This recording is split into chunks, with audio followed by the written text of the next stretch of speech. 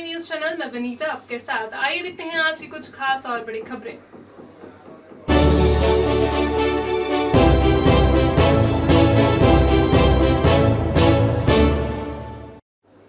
ज्योतिर्लिंग भगवान महाकालेश्वर की श्रावण मास की अंतिम सवारी सोमवार शाम को निकली। श्रावण महीने का अंतिम सोमवार था, इसलिए महाकालेश्वर मंदिर में तड़के से ही हजारों श्रद्धालुओं की भीड़ जुटने लगी थी। सुबह 5 बजे से दोपहर 1 बजे के बीच में 30,000 से ज्यादा श्रद्धालुओं ने दर्शन किए। दोबारा शाम 7 बजे से मंदिर में दर्शन आरंभ हुए। पिछले 3 सोमवार से महाकालेश्वर मंदिर में व्यवस्थाओं को लेकर अजीब हालात बन रहे हैं। प्रशासन ने तय कर रखा है कि मंदिर में केवल प्री बुकिंग कराने वाले ऐसे दर्शनार्थियों को ही प्रवेश दिया जाएगा जो वैक्सीन लगे होने का सर्टिफिकेट दिखाएंगे। एक भी दिन यह व्यवस्था ठीक से संचालित नहीं हो सकी। मंदिर में भीड़ ही इतनी जुटी कि प्रशासनिक अधिकारियों को यहां व्यवस्थाएं फ्री फॉर ऑल करना पड़ी। श्रावण महीने के अंतिम सोमवार को भी यही हुआ। जितने आए सभी ने दर्शन पाए।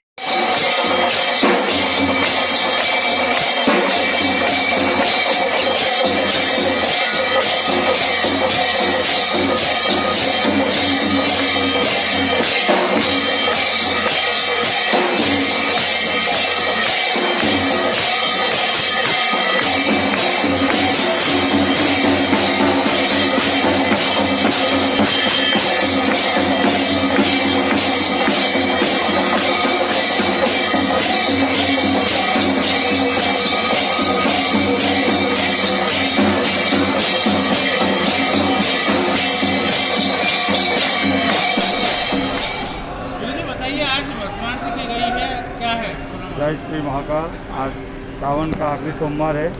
इसको सबको भगवान महाकाल का आशीर्वाद, सबको शुभकामना। आज सुबह प्रातःकाल ब्रह्म मुहूर्त में भगवान को महापंचामृत पूजन की गई है, क्योंकि आज सावन मास का अंतिम सोमवार है। बाबा की सावन मास की ये जो है चौथी सवारी है, वो सावन मास की आखिरी सवारी निकलेगी। तो भगवान महाकाल से ये विनती करी गई है कि पूरे देश में, पूरे विश्व में सुख शांति हो। भगवान महाकाल का आशीर्वाद सबको प्राप्त हो। जय महाकाल। सबसे पहले तो सभी श्रद्धालुओं को जय श्री महाकाल, और आप सबको बहुत बहुत बधाइयाँ। श्रावण के अंतिम सोमवार है चूँकि, और जो परंपरागत पूजन होता है, पंचोपचार पूजन, भगवान का रुद्राभिषेक होता है और उसके पश्चात भस्मारती की जाती है। उसी परंपरा के अनुरूप आज भी भगवान की आराधना की गई, उनकी पूजन किया गया।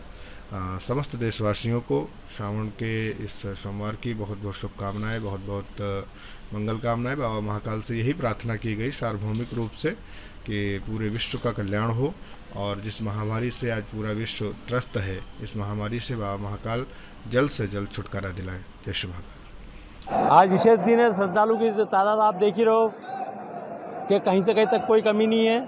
हमारे हिसाब से अभी तक 30 से 40 हज़ार श्रद्धालु दर्शन मंदिर में कर चुके हैं। शाम तक, क्योंकि आज 1 बजे तक रहेगा, फिर शाम को 7 बजे चालू होगा। तो अगर इसी तरह में श्रद्धालु आते रहें तो लाख से 1.5 लाख के बीच में श्रद्धालु भगवान महाकाल के दर्शन लाभ ले लेंगे। आइए अब आपको इस साल के श्रावण मास की अंतिम सोमवार को निकली भगवान महाकालेश्वर की सवारी के दर्शन करवाते हैं। महाकालेश्वर मंदिर में दोपहर 1 बजे से श्रद्धालुओं के लिए मंदिर में प्रवेश बंद कर दिया गया था। शाम 7 बजे तक मंदिर में आम श्रद्धालुओं का प्रवेश बंद रखा गया। दोपहर 1 बजने के बाद से सवारी की तैयारी शुरू कर दी गई। शाम 4 बजे सवारी का आरंभ हुआ। महाकालेश्वर की इस साल श्रावण मास की यह अंतिम सवारी थी। भादो महीने की 2 सवारी निकालने अभी बाकी है। भादो महीने की 2 सवारी निकलना अभी बाकी है।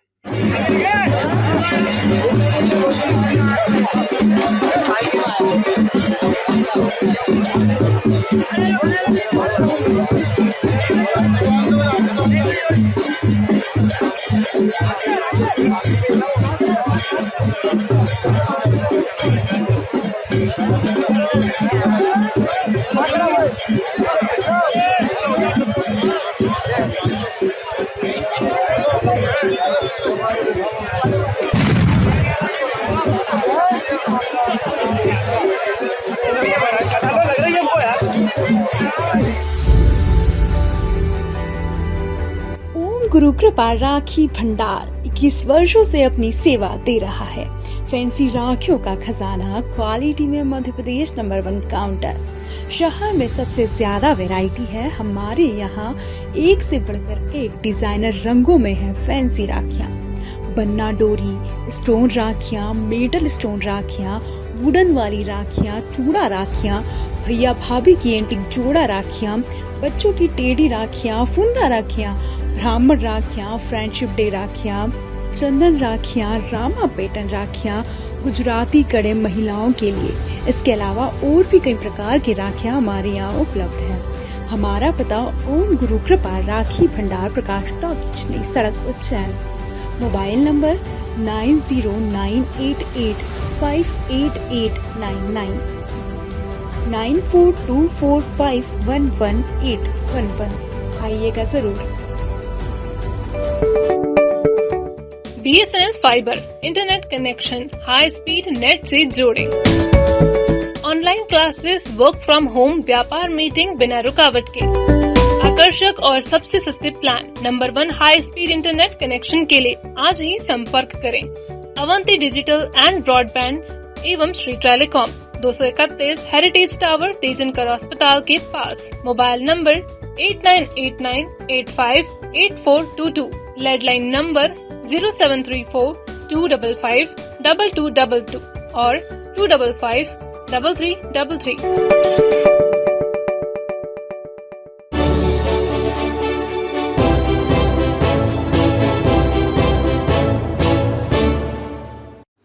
तराना के पास गुर्जरखेड़ी गांव में एक ट्रक से नारकोटिक्स विभाग, इंदौर और तराना थाने की टीम के संयुक्त ऑपरेशन के बाद एक ट्रक में से 13 क्विंटल 76 किलोग्राम गांजा जब्त किया गया। यह गांजा आंध्र प्रदेश के नक्सल प्रभावित इलाकों से तराना तक लाया गया था और इसे पूरे मालवा अंचल में तराना से ही खपाया जाना था। रविवार की शाम नारकोटिक्स विभाग की टीम को आंध्र प्रदेश से ट्रक के जरिए गांजा तराना तक पहुंचने की सूचना मुखबिर के जरिए मिली थी। नारकोटिक्स विभाग की टीम ने तराना पुलिस की मदद ली और देर रात गुर्जरखेड़ी गांव में बने एक कोल्ड स्टोरेज के पास ट्रक की घेराबंदी की। इस ट्रक में भूसे के बीच टेप से सील किए गए बोरे रखे हुए थे। इन बोरों में गांजा भरा हुआ था। मौके से तराना थाना क्षेत्र के ही 2 लोगों को गिरफ्तार किया गया है। ये लोग गांजा किसे देने के लिए लाए थे, किसने इसे भेजा, इन सारे सवालों के जवाब आना अभी बाकी है। जब्त किए गए गांजे की कीमत 1,65,00,000 रुपए आंकी गई है। हालांकि देश में इसका बाजार मूल्य अंतर्राष्ट्रीय कीमत के मुकाबले काफी कम है। आज सुबह नारकोटिक्स कंट्रोल ब्यूरो इंदौर की टीम का फोन आया था कि हमने एक ट्रक गुजरखेड़ा मक्सी रोड पर इंटरसेप्ट किया है, हमको तत्काल मदद की आवश्यकता है। तो मैं अपनी टीम के साथ तत्काल वहाँ पहुँचा था और उन्होंने वहाँ ट्रक को मैं 2 आरोपी के पकड़ के रखा था। जो ट्रक हम लोग सुरक्षा में तराना पुलिस के सहयोग से तराना लेके आए हैं और ये मिलीजुली कार्रवाई में 1376 किलो गांजा अंतर्राष्ट्रीय कीमत जिसकी करीब 1.5 करोड़ रुपये जब्त हुआ है। एक ट्रक RJ17GA6181 जब्त हुआ है और 2 आरोपी एनसीबी ने गिरफ्तार किए हैं। सर, जो आरोपी गिरफ्तार किए गए हैं, अब उनसे पूछताछ के लिए नारकोटिक्स कार्रवाई करेगी या आपके द्वारा कार्रवाई की जाएगी? कार्रवाई पूरी एनसीबी नारकोटिक्स कंट्रोल ब्यूरो द्वारा की जा रही है, हम उनके सहयोग में हैं। आगे क्या लगता है आपको, ये जिस तरीके का मामला जो सामने आया है, इसमें और भी आरोपी सामने आ सकते हैं कि इतना बड़ा मामला है ये? अभी तो सिर्फ 2 जो ट्रक में एक ड्राइवर और एक क्लीनर वो है, इसमें अभी फर्दर इन्वेस्टिगेशन एनसीबी द्वारा किया जाएगा। इसमें और भी आरोपी के गिरफ्तार होने की संभावना है। सर, गांजा कहाँ से आया और कहाँ जा रहा था? ये गांजा आंध्र प्रदेश से छत्तीसगढ़ होते हुए मध्य प्रदेश आया है और तराना भी आ रहा था। गांजे में छिपा के ले जाया जा रहा था सर गांजा? ये ट्रक में मुर्गी का जो दाना है, चूरी जो चावल की है, उसके बोरे में छुपा के लाया। सर, दाना का जो मुर्गे के दाने कहाँ आए थे तराना में? ये अभी नारकोटिक्स ब्यूरो अभी बताइए उसका। सर, इसमें तराना के भी कोई लगता है, कोई आरोपी हैं तराना के भी कोई इसमें इन्वॉल्व? मुझे लगता है कि इसमें तराना के काफी लोग इन्वॉल्व हैं जो आगे गिरफ्तार होंगे।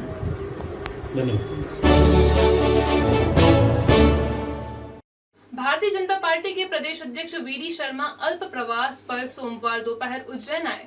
सर्किट हाउस पर भाजपा पदाधिकारियों ने उनका स्वागत किया। शर्मा भाजपा कार्यालय, लोक शक्ति और महाकालेश्वर भी पहुंचे। सर्किट हाउस पर नगर निगम के ठेकेदारों ने भी उनसे मुलाकात की। पिछले लगभग 1.5 साल से नगर निगम के लिए काम करने वाले ठेकेदारों का भुगतान उलझन में है। नगर निगम ने इनसे काम तो करवा लिया, लेकिन खराब आर्थिक सेहत का हवाला देकर भुगतान करने में लगातार आनाकानी की। भाजपा के प्रदेश अध्यक्ष वीडी शर्मा और सांसद अनिल फिरोजिया ने नगर निगम बिल्डर एसोसिएशन के पदाधिकारियों ने सर्किट हाउस पर मुलाकात की। दोनों से ही ठेकेदारों ने बकाया भुगतान जल्द कराने की मांग की। आज हमारे प्रदेश अध्यक्ष का उज्जैन आगमन हुआ तो नगर निगम के ठेकेदार एवं बिल्डर्स यहाँ के उन्होंने ज्ञापन दिया, मुझे भी दिया और उनका ये निवेदन था कि हमारा भुगतान बहुत समय से पेंडिंग है, उसको कराया जाए और हमारे ऊपर काम कंप्लीट करने का दबाव भी है। तो समय सीमा होती है, स्वाभाविक दबाव तो रहता ही है, लेकिन उनका ठेकेदारों का, बिल्डरों का पेमेंट होना चाहिए, क्योंकि पूर्व में भी एक ठेकेदार ने, आपको सबको मालूम है कि कैजुअलिटी हो चुकी है, तो हम भी चाहते हैं कि इनका वो हो जाए पेमेंट, ताकि ये काम गति से वो करें। तो मैं माननीय भूपेंद्र सिंह जी, नगरीय प्रशासन मंत्री जी और मुख्यमंत्री जी से बात करूँगा कि जल्दी से जल्दी इनका पेमेंट हो ताकि काम गति हो। विगत 1.5 साल से ठेकेदार काफ़ी परेशान है भुगतान संबंधित के लिए, इसलिए हमने प्रदेश अध्यक्ष जी से मांग की है कि जो नगर निगम को आय आने वाली है, नगर निगम की जो मद रहती है शासन से आती है, वो जल्दी से जल्दी डलवाने की कृपा करने का उनसे निवेदन किया है। साथ ही साथ सांसद महोदय जी को भी दिया है कि आप हमारा भुगतान जल्दी कराने की कृपा करें, जिससे कि शहर विकास में हमारा सहयोग हो सके और सभी ठेकेदारों की आर्थिक स्थिति बहुत ख़राब हो चुकी है कोरोना काल में, सहारा मिल जाएगा। भुगतान की बहुत ही आवश्यकता है, इसी हिसाब से उनसे निवेदन दोनों से किया है। देखते हैं, भगवान चाहेगा तो भुगतान हो जाएगा। किस तरह का पेमेंट और कितना पेमेंट अभी तक ठेकेदारों को नगर निगम को बाकी है? सभी निर्माण संबंधित भुगतान है। लगभग जुलाई अगस्त का पिछले साल का 2020 का 50% हुआ है, जब से मतलब लगभग 1.25 साल से पेमेंट बाकी है। हर्बोबिन health care centre, doctor Manoj Kumar Agrawal द्वारा आविष्कारित आयुर्वेदिक दवाएं जैसे शुगर, गठिया, सफेद दाग जैसी बीमारियों का उपचार किया जाता है। शुगर की दवा में अंग्रेजी दवा तथा इंसुलिन पहले दिन से ही बंद कर दी जाती है। कई पेशेंट्स की शुगर खत्म भी हो जाती है, मगर इसकी कोई गारंटी नहीं ली जाती है। शुगर को कंट्रोल में रखती है शुगर की दवा, आजीवन चलती है। शुगर की आयुर्वेदिक दवा में आलू, चावल, खटाई एवं मीठे का परहेज आवश्यक है। शुगर की दवा यूएसए, कनाडा के लैब में टेस्टेड है और देश विदेश में भी भेजी जाती है। इस आयुर्वेदिक दवा का किसी भी प्रकार का साइड इफेक्ट नहीं है और मात्र 3 से 4 दिन में इस आयुर्वेदिक दवा से मरीज को फायदा मिलता है।